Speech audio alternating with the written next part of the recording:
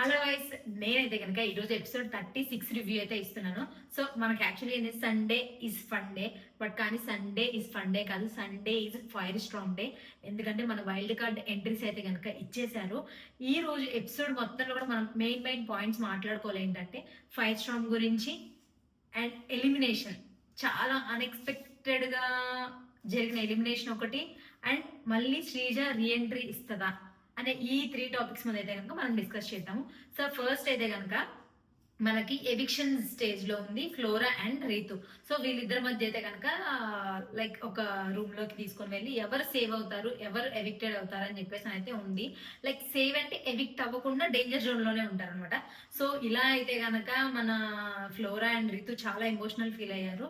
So ఈ రోజు అయితే కనుక ఫస్ట్ ఫ్లోరా ఎలిమినేట్ అయిపోయారు, రీతు జస్ట్ డేంజర్ జోన్ లో ఉంది అంతే అనమాట.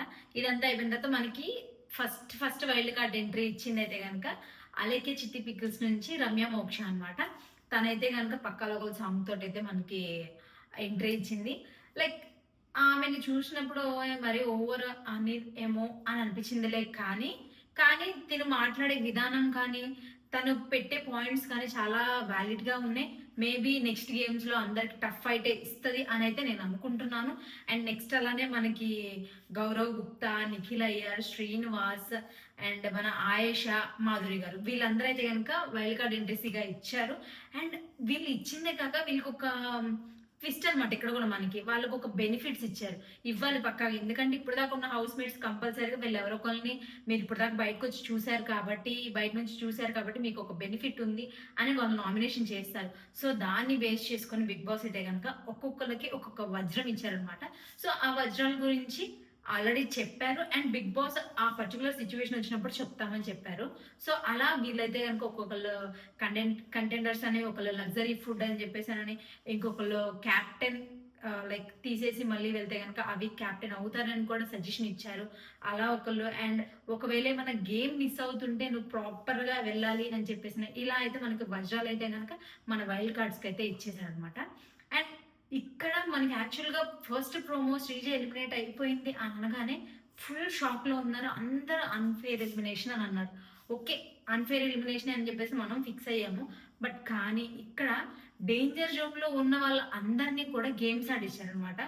సో ఆడిచ్చిన ప్రకారంలో లాస్ట్ కి సుమన్ శెట్టి అండ్ శ్రీజ వీళ్ళిద్దరే మిగిలిపోయారు. వీళ్ళిద్దరిలో ఈ మన 5 స్ట్రాంగ్ వైల్డ్ కార్డ్స్ ఉన్నారు కదా, వాళ్ళు డిసైడ్ చేయాల్సి వచ్చింది.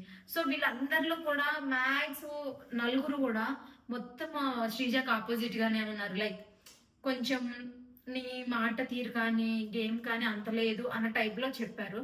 బట్ కానీ నాకు అనిపించింది శ్రీజ అయితే కనుక వెల్ డిజర్వింగ్ కంటెస్టెంట్ అని అనిపించింది ఈ రోజు. అంటే లైక్ ఇప్పుడు వరకు జరిగిన ఎపిసోడ్స్ అన్ని ప్రకారం తన గేమ్ కానీ తను పెట్టే పాయింట్స్ కానీ అనిపించింది. అండ్ నెక్స్ట్ శ్రీజ రీఎంట్రీ ఇస్తుందా ఇవ్వదా? మ్యాక్స్ 99% అయితే కనుక మన ఎలిమినేటెడ్ అయ్యే కంటెస్టెంట్స్ నుంచి రీఎంట్రీ ఇస్తారా అని అయితే కనుక బిగ్ బాస్ ఆల్రెడీ వాళ్ళని అడిగారు. మేబీ అలా వచ్చేటట్టయితే కనుక ఫస్ట్ అయితే కనుక శ్రీజ అయితే పక్కా ఉండిద్ది ఇప్పుడు దాకా ఎలిమినేట్ అయిన కంటెస్టెంట్స్ని కంపేర్ చేసుకుంటే. సో మాక్సిమం ఒకవేళ కనుక వచ్చి తనకు ఆపర్చునిటీ వచ్చిందంటే ఇంకా 100% అయితే కనుక శ్రీజ రీఎంట్రీ ఇస్తుంది. బట్ అది ఎప్పుడు అని తెలియదు క్లారిటీగా. వన్స్ అది తెలియగానే నేనైతే కనుక మీకే అప్డేట్స్ ఇస్తాను. అంతవరకు లైక్, షేర్, సబ్స్క్రైబ్. బాయ్.